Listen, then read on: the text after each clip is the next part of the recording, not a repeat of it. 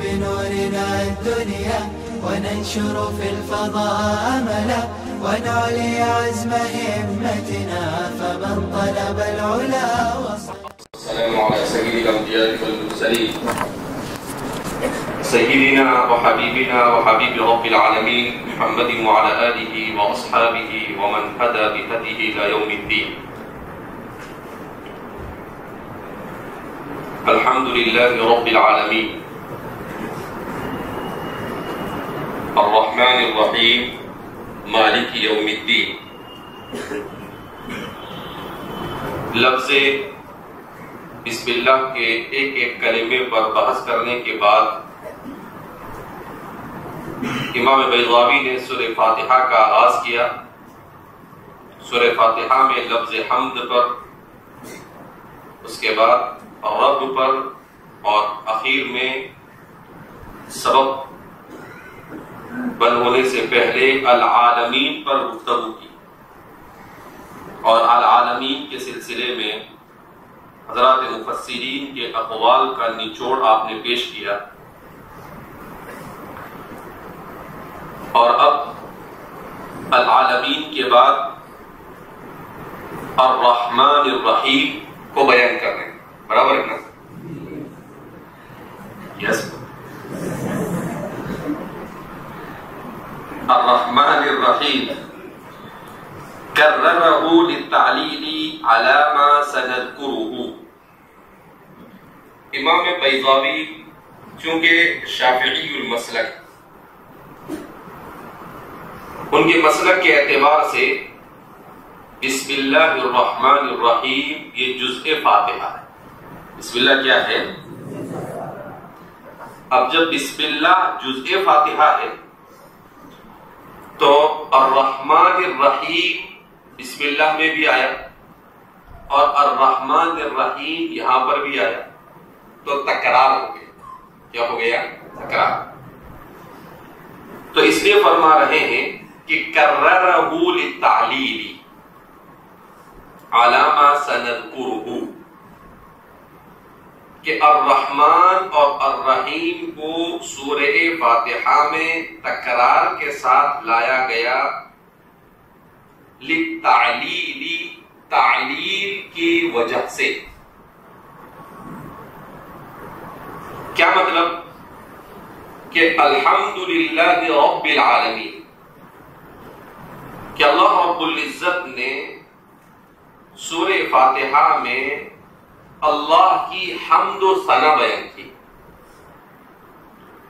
اور اس حمد و ثنا کو صرف ایسے ہی بیان نہیں کیا، بلکہ اس کے ساتھ اللہ رب العزت نے ان صفات کو ذکر کیا جن صفات میں اللہ کی تعریف کی تعلیل بیان کی گئی. کہ اگر اللہ کی تعریف کی جا رہی ہے تو اس تعریف کی وجہ کیا، کیوں وہ مستحق تعریف ہے، کیوں وہ مستحق حمد و ثنا ہے. تو فرماتے ہیں کہ الرحمن الرحیم ان دونوں صفتوں کو اسی لیے لایا گیا کہ اس کے ذریعے سے تعلیل کو بیان کیا جائے.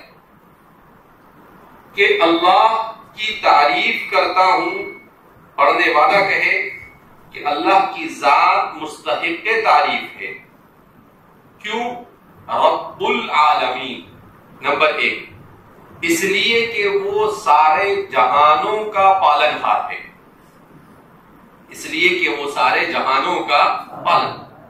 اب جو تمام جہانوں کو سنبھالے ہوئے ہیں، اس کا ایجاد کرنے والا، اس کے آگے بڑھنے اور اس کے بقا اور اس کے فنا کے اسباب کو بنانے والا، اس پورے نظام کائنات کو سنبھالنے والا ہے، اسی کی تعریف نہیں کریں گے تو اور کس کی تعریف کریں گے؟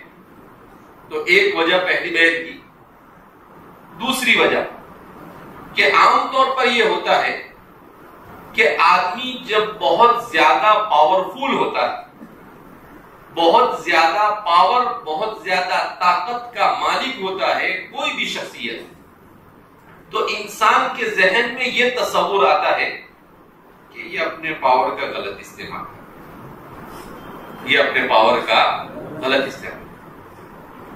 کہا کہ اللہ ایسا نہیں، الرحمن الرحیم، وہ مہربانی کرنے والا، وہ رحمان الدنیا و رحیم الآخرہ، وہ اپنی مخلوق کے اوپر زبردستی اپنا حکم چلانے والا نہیں ہے، وہ انہیں پریشان کرنے والا اور ہراساں کرنے والا نہیں ہے، بلکہ وہ ان کی ہمدردی لیے ہوئے ہیں، وہ ان کی کیا لیے ہوئے ہیں؟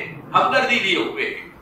تو اب ایک تو وہ ذات جو پالنہار ہو اور ساتھ ساتھ میں اس کے دل اس کے اندر اپنی مخلوق کی ہمدردی بھی ہو، تو اب وہ مزید مستحق حمد ہے۔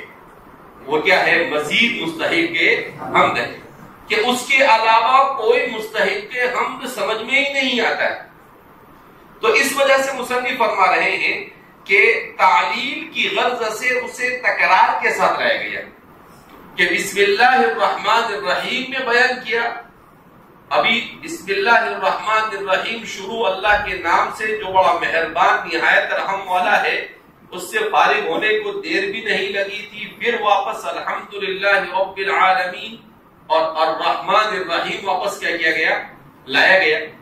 تو کہا کہ اتنی زیادہ اس کی ضرورت تھی کہ ان دونوں صفتوں کو بار بار لایا گیا، تاکہ بندے کے دل میں یہ بات جم جائے کہ میرا خالق اور مالک جس کی میں تعریف کر رہا ہوں، جو مستحق عبادت ہے، جس کی بات مجھے ماننا چاہیے، وہ تو رحمان اور رحیم ہے، اور ایسا رحمان اور رحیم ہے کہ اس سے بڑھ کر رحمانیت اور رحیمیت کا کہیں تصور بھی نہیں کیا جا سکتا، اس سے بڑھ کر رحمانیت اور رحیمیت کا کہیں تصور بھی نہیں کیا جا سکتا۔ تو اس لیے فرما رہے ہیں، مصنف فرما رہے ہیں، کررہ للتعلیل، تعلیل کے لیے اسے مکرر لائے، علامہ سند کو، لیکن اس کی تفصیل کو کہ کیا تعلیل ہے، اس تفصیل کو مصنف آگے خود بیان کرتے ہیں۔ مسلک حنفی کے اعتبار سے تو تکرار ہے ہی نہیں، تو تکرار کی بحث کا کوئی مسئلہ باقی رہتا نہیں ہے۔ جمہور مفسرین کے یہاں پر بھی یہ تکرار نہیں ہے، اس لیے کہ سب کے سب جزو حمد بسم اللہ کے جزو فاتحہ ہونے کے قائل نہیں ہے۔ جمہور یہ کہتے ہیں کہ جزو فاتحہ نہیں ہے، لہذا ان لوگوں کے لیے بھی کوئی مسئلہ نہیں ہے، صرف یہاں پر تکرار۔ دوسری بات کہ تکرار یہ معیوب ہے، محمود ہے یا مطلوب ہے؟ تکرار یہ معیوب ہے، محمود ہے یا مطلوب ہے؟ تو تکرار مطلقاً نہ تو محبوب ہے نہ معیوب ہے، بلکہ تکرار ضرورت کے پیش نظر مطلوب ہے۔ ضرورت کے پیش نظر کیا ہے؟ مطلوب ہے۔ قرآن کریم میں اسی لیے تکرار پایا جاتا ہے۔ اگر تکرار معیوب ہوتا تو قرآن میں کوئی چیز مکرر ذکر نہ کی جاتی، مگر قرآن میں احادیث مبارکہ میں تکرار بکثرت پایا جاتا ہے۔ مستقل علم تفسیر کا ایک جز ہے اسرار التکراری فی القرآن، اسرار التکراری فی القرآن، کہ قرآن کریم میں جن آیات کو، جن مضامین کو مکرر لایا گیا ہے، اس کے اسرار کیا، اس کے رموز کیا اور اس کا راز کیا ہے، اس پر مستقل لوگوں نے کتاب نہیں کتابان لکھی ہے اور اس پر گفتگو کی ہے کہ ایسے ہی قرآن کریم تکرار کے ساتھ مضامین کو بیان نہیں کرتا ہے۔ تو اس لیے مان لیا جاوے اگر تکرار بھی ہے تو یہ تکرار احیاناً مطلوب ہوتا ہے، احیاناً کیا ہوتا ہے؟ مطلوب ہوتا ہے، یہ معیوب نہیں۔ سر سید بہت بھاری بھاری شخصیت گزری ہے. اب حضرت چونکہ مستشرقین سے متاثر تھے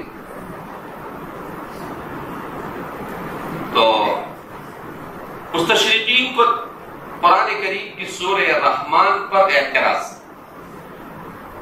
کیا کہ یہ فَبِأَيِّ آلَاءِ رَبِّكُمَا تُكَذِّبَانِ اتنی تکرار کے ساتھ کیوں لایا گیا؟ غلط کیا ہے؟ اب سر سید چونکہ سب وہیں سے اٹھا کے لاتے ہیں تو ان کو بھی اس پر اعتراض کہا یہ تکرار غلط نہیں ہونا چاہیے. اب ان کے بیٹے اس کو چھوڑنے کے لیے وہ جہاز پر آئے, وہ یورپ پڑھنے کے لیے آئے. کریلا وہ بھی نیند چڑھا. تو اب بار بار اس کو ایک ہی بات تکرار کے ساتھ وہ کہے کہ دیکھو بیٹا وہاں جا رہے ہو سنبھل کے رہنا, وہاں کا ماحول صاف صفائی تو سیکھنے کو ملے گی لیکن ساتھ میں دوسری بہت ساری برائیاں بھی وہاں پر ہے, سنبھل کے رہنا. ایک بار, دو بار, تین بار, چار بار, بار بار جب اس نے بولا تو وہ بیٹا ہی کیا بولتا اپنے ابا کو, بولے ابا یہ فَبِأَيِّ آلَاءِ رَبِّكُمَا تُكَذِّبَانِ کے تکرار کا جواب ہے. کیا بولا کہ آپ کو اعتراض تھا نا کہ فَبِأَيِّ آلَاءِ اتنی مرتبہ کیوں, کہ آپ ایک ہی بات مجھے اتنے تکرار کے ساتھ کیوں کہہ رہے ہیں؟ ایک ہی بات آپ اتنے تکرار کے ساتھ مجھے کیوں کہہ رہے ہیں؟ اس کا مطلب یہ ہے کہ تکرار کبھی مطلوب ہوتا ہے تو قرآن نے اسی پر عمل کیا, تو آپ کو کیوں اعتراض؟ تو اس کا مطلب کیا ہے کہ تکرار یہ کبھی اتنا مطلوب ہوتا ہے کہ تکرار کے بغیر کام بھی نہیں چلتا ہے. جب اپنے اولاد کو ماں باپ واپس دنیا اپنے جیسے مدرسے میں آ رہے ہیں جا رہے ہیں تو جب آپ آتے ہیں تو 10 بات ایک ہی بات کو کتنی مرتبہ بولتے ہیں؟ 10 مرتبہ. جب اپنی بیٹی کو رخصت کرتے ہیں تو ایک ہی بات کو کتنی مرتبہ کہتے ہیں؟ مہینوں تک ایک ہی بات کہتی رہتی ہے کہ دیکھو بیٹا ساس کے ساتھ ایسے رہنا, اپنے سسرال میں جا رہے ہو تو عورتوں کے ساتھ, لیکن اس کو معیوب نہیں سمجھا جاتا ہے بلکہ اسے کیسا سمجھا جاتا ہے؟ مطلوب اور محمود سمجھا جاتا ہے. تو اسی طریقے سے قرآن کریم میں بھی تکرار, اور آپ نے پڑھا ہے بارہا پڑھا اذا تکرر تکرر, کہ انسان کو اللہ نے ایسا نہیں بنایا ہے, اس کو کوئی ٹیپ ریکارڈ نہیں بنایا ہے کہ کوئی بھی چیز ایک مرتبہ سنے تو اس کے دماغ میں پیوست ہو جاتی ہے. نہیں, اس کو بار بار سننا پڑتا ہے, بار بار پڑھنا پڑتا ہے, بار بار کسی چیز کو ریپیٹ کرنا پڑتا ہے. تو یہ ریپیٹ اور تکرار یہ کوئی معیوب نہیں ہے بلکہ محمود اور مطلوب ہے. فرمانے کررہ للتعلیل علی ما سنذکرہ مالک یوم الدین, وہ یوم جزا کا مالک ہے. قرأہ عاصم والکسائی ویعقوب ويعضده قوله يوم لا تملك نفس لنفس شيئا والأمر يومئذ لله. وقرأ الباقون مالك يوم الدين وهو المختار لأنه قراءة أهل الحرمين, ولقوله تعالى لمن الملك اليوم ولما فيه من التعظيم. اب یہاں سے مصنف مالک یوم الدین کو کتنی طریقے سے اور کن کن اعرابوں کے ساتھ پڑھا جا سکتا ہے اسے بیان کریں گے. اس سلسلے میں بنیادی طور پر ویسے تو مالک یوم الدین کو بھی آپ پڑھیں گے تقریباً 8 سے 9 طریقے سے پڑھا جاتا ہے, زیادہ نہیں, صرف 8 یا 9. یہ اعجاز قرآنی. اس کا اعراب کتنی طرح سے ہوگا, اس کو ماضی کے صیغے سے پڑھا جا سکتا ہے, اس کو مصدر سے پڑھا جا سکتا ہے, اس میں فاعل پڑھا جا سکتا ہے, صفت مشبہ پڑھا جا سکتا ہے, اس پر ضمہ بھی آ سکتا ہے، اس پر نصب بھی آ سکتا ہے، اس پر کسرہ بھی آ سکتا ہے، اس پر ضمہ کی صورت میں تنوین بھی آ سکتی ہے، ضمہ کی صورت میں اس کو اضافت کے ساتھ بھی پڑھا جاتا ہے۔ ہذہ هو کتاب اللہ، یہ اللہ کی کتاب۔ انسان حیران، کیونکہ مالک کی کتاب ہے، اب لفظ مالک میں ہی حیران نہیں ہوگا تو کہاں حیران؟ تو بہت اچھی مصنف نے بڑی دلچسپ بحث کی ہے، آدمی توجہ سے سنے تو اس کو سمجھ میں بھی آئے گی اور مزہ بھی آئے گا۔ دوبارہ فرمان ہے قرأہ عاصم والکسائی ویعقوب، کہا کہ مشاہیر قراء میں سے روایت حفص عن عاصم جو عام طور پر دنیا میں سب سے زیادہ مقبول اور سب سے زیادہ پڑھی جانے والی کی قراءت ہے اس میں، اور امام کسائی اور یعقوب، ان تین قاریوں نے اسے کیسے پڑھا ہے؟ مالک یوم الدین، یعنی اس میں فاعل کے ساتھ کیسے پڑھا ہے؟ فاعلون کے وزن پر مالک، مگر اس کو لکھا اس طریقے سے گیا ہے کہ 8 9 طریقے سے پڑھنے میں کوئی دشواری نہیں، اس میں فاعل کی طرح نہیں لکھا گیا۔ اسی کو کہتے ہیں اعجاز رسم المصحف الشریف، کہ قرآن کریم کے رسم الخط کا یہ اعجاز ہے کہ اتنے ساری وجوہات کا پڑھنا اس کے رسم الخط کی وجہ سے آسان ہوا۔ اگر اس کو فاعل کی طرح ہی لکھ دیا جاتا تو اس صورت میں اتنی ساری قراءتیں اس میں آتی نہیں۔ تو کوئی کہتا ہے کہ اچھا ہے نا، جھنجھٹ ہی نہیں رہتی۔ نہیں، جس آدمی کو اللہ نے ذہانت اور فطانت دی، اسے ان چیزوں کے اندر میں کہ اچھا یہ پڑھے تو یہ معنی نکلتا ہے، یہ پڑھے تو یہ معنی نکلتا ہے، ایسے پڑھے جاوے تو یہ بھی معنی نکلتا ہے، اتنے سارے معنی نکل رہے ہیں۔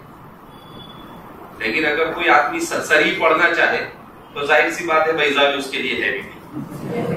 تو کہا وَيَعْضُدُهُ قَوْلُهُ تَعَالَى، اور اس کے لیے اللہ رب العزت کے اس قول سے دلیل پکڑی جا سکتی ہے، نسبت حاصل کی جا سکتی ہے، یوم لا تملک نفس لنفس شیئا۔ مصنف فرماتے ہیں کہ دیکھو کہ یہاں پر اس کو مالک پڑھنا فاعل کے وزن پر، جن قراء نے اس کو پڑھا ہے وہ قرآن کریم کی دوسری آیت سے اس طور پر استدلال کرتے ہیں کہ قرآن میں اللہ فرماتے ہیں یوم لا تملک نفس لنفس شیئا، اس دن کوئی نفس ذرہ برابر کسی دوسرے نفس کا مالک نہیں ہوگا۔ تملکو، لا تملکو نفس، تو نفس چونکہ مؤنث ہے اس لیے تملکو بھی کیا رہا ہے؟ مؤنث۔ تو کیا پڑھ رہے ہیں ہم؟ ترجمہ کیا کر رہے ہیں؟ کوئی نفس کسی نفس کا ذرہ برابر بھی مالک اور اس کا اختیار نہیں رکھے گا۔ تو کہا کہ یہ گویا کہ تملکو ملکا یملکو، باب ضربا یضربو سے اس کے معنی ہے مالک بننا۔ تو قرآن کریم کی اس آیت میں بھی بیان کیا اور اس کا مضمون اس مضمون سے ملتا جلتا ہے۔ یہاں پر کہا جا رہا ہے کہ وہ یوم جزا کا مالک، اور اس آیت کریمہ میں اللہ رب العزت فرماتے ہیں کہ اس دن کوئی نفس کسی نفس کا نہیں مالک ہوگا، یعنی سب کا مالک اللہ ہوگا، کوئی نفس کسی نفس کا مالک نہیں ہوگا، تو کوئی ایک ذات ہوگی جو سب کی مالک ہوگی۔ تو کہا کہ مضمون بھی مل رہا ہے، مضمون بھی مل رہا ہے اور اشتقاق بھی مل رہا ہے، اشتقاق بھی کیا ہو رہا ہے؟ مل رہا ہے۔ لہذا اس بنا پر ان قراء کا کہنا ہے کہ یہاں تملکو آیا ہے ملک یملکو، باب ضرب یضربو سے، اسی سے یہاں پر اس میں فاعل بنائیں گے مالکی یوم الدین، مالکی یوم الدین۔ والامر یومئذ للہ۔ وقرأ الباقون، اور بقیہ قراء نے کیسے پڑھا؟ مالکی یوم الدین، کیسے پڑھا؟ مالکی یوم، وہو المختار، وہی پسندیدہ ہے عند البیضاوی، وہی پسندیدہ ہے عند امام بیضاوی۔ وہ میں نے آپ کو شروع سے بارہا کہتا رہا کہ جہاں پر کوئی بات ہمارے مصنف کو بس، چونکہ وہ بذات خود محقق ہے، لہذا ان کو یہ حق حاصل ہے کہ وہ اپنی رائے دلائل کی روشنی میں راجح قرار دے۔ میرے اور آپ کے جیسے کو حق نہیں، ہم کو تو ان کے پیچھے چلنے میں ہی عافیت ہے۔ تو امام بیضاوی فرماتے ہیں وہو المختار، مجھے یہ مالک کے بجائے ملک یوم الدین والا صحیح معلوم ہوتا ہے اور وہی پسندیدہ ہے۔ اس کی وجہ وہ بیان کر لأنه قراءة الحرمین، اس لیے کہ قراء حرمین کی قراءت یہ ہے کہ مکہ مکرمہ اور مدینہ منورہ کے جو مشاہیر قراء ہیں ان کے یہاں پر اس کو ملک یوم الدین پڑھا گیا۔ تو مصنف نے ایک معیار کا کہا کہ بھئی حرمین میں نازل ہوا نا یہ، اور وہاں کے قاری صاحب اس کو ایسے ہی پڑھتے ہیں، تو جہاں نازل ہوا وہاں کے قاری صاحب جو پڑھے ہیں وہی پسندیدہ ہونا چاہیے۔ صحیح بات ہے، ان کا اپنا جو استدلال غلط نہیں ہے، یہ برابر ہے۔ مکہ میں نازل ہوا اور سب لوگ مکہ کے قاری لوگ، مدینہ کے قاری لوگ، قاری نہیں رہا قاری لوگ، وہ سب کیسے پڑھ رہے ہیں؟ اس کو ملک یوم الدین پڑھ رہے ہیں۔ تو ظاہر سی بات ہے یہی زیادہ راجح ہونا چاہیے۔ جہاں تک کہ مصنف کہہ رہے ہیں وہاں تک بالکل صحیح ہے۔ روایت حفص عن عاصم میں ہم بھی ایسے چالو کر دیں کہ امام بیضاوی نے کہا کہ وہ هو المختار، لہذا ہم بھی کہا کہ مغرب میں ملک یوم الدین کا کون سی قرات پڑھا؟ کہا روایت حفص عن عاصم، کہا لا يجوز، آپ کی نماز صحیح ہوگی نہیں، مکروہ ہے، درست نہیں۔ جس قاری کی قراءت کو آپ پڑھیں گے شروع سے لے کر اخیر تک آپ کو اس کی پیروی کرنی پڑے۔ اب امام بیضاوی کا مختار پکڑ کر آپ مختار بن جائیں تو یہ مختار یہاں پر نہیں چلے گا، یہ مختار یہاں پر چلے گا نہیں۔ اسی لیے فقہ میں بھی تقلید، جب قراءت میں تقلید تو فقہ میں تقلید سے کیا پریشان؟ جب قراءت میں تقلید ہے کہ ایک قراءت کو، اسی لیے ہمارے فقہاء نے لکھا ہے کہ آپ ایک نماز میں مختلف قراءتوں کو نہیں پڑھ سکتے، کسی ایک قراءت کو پڑھ سکتے ہیں۔ آپ نے امام یعقوب کی قراءت کو لیا تو پوری نماز میں 2 رکعت میں جب بھی آپ جہرن پڑھیں گے تو اسی طریقے سے پڑھیں۔ اب آپ نے پہلی میں پڑھا روایت حفص عن عاصم اور دوسری میں پہنچ گئے امام کسائی کی دربار میں، آگے نہیں چلے گا، مکروہ تحریمی قرار دیا ہے۔ تو اس سے کیا سمجھ میں آیا؟ یک بگیر محکم بگیر، کہ ایک ہی چیز کو آدمی مضبوطی کے ساتھ پکڑ لیتے ہیں، در بدر کی ٹھوکریں کھانے سے کوئی فائدہ نہیں۔ تو بہرحال بڑے دلچسپ انداز میں آگے اس کو پڑھا رہے ہیں، سمجھانے کی کوشش کر رہے ہیں امام بیضاوی رحمۃ اللہ علیہ کہ اس کو مالک یوم الدین پڑھیں گے، ملک یوم الدین پڑھیں گے، ملک یوم الدین پڑھیں گے، ملکی یوم الدین پڑھیں گے، ملک یوم الدین پڑھیں گے، یا ملکی یوم الدین پڑھیں گے۔ تو تقریباً 8 سے 9 قرات بیان کریں گے۔ ہم لوگ صرف 2 قرات سے واقف ہیں، ایک مالک یوم الدین، اور کبھی کسی جلسے ولسے کے اندر میں کسی قاری صاحب نے قرہ سبع میں سے کیا پڑھ دیا ہو؟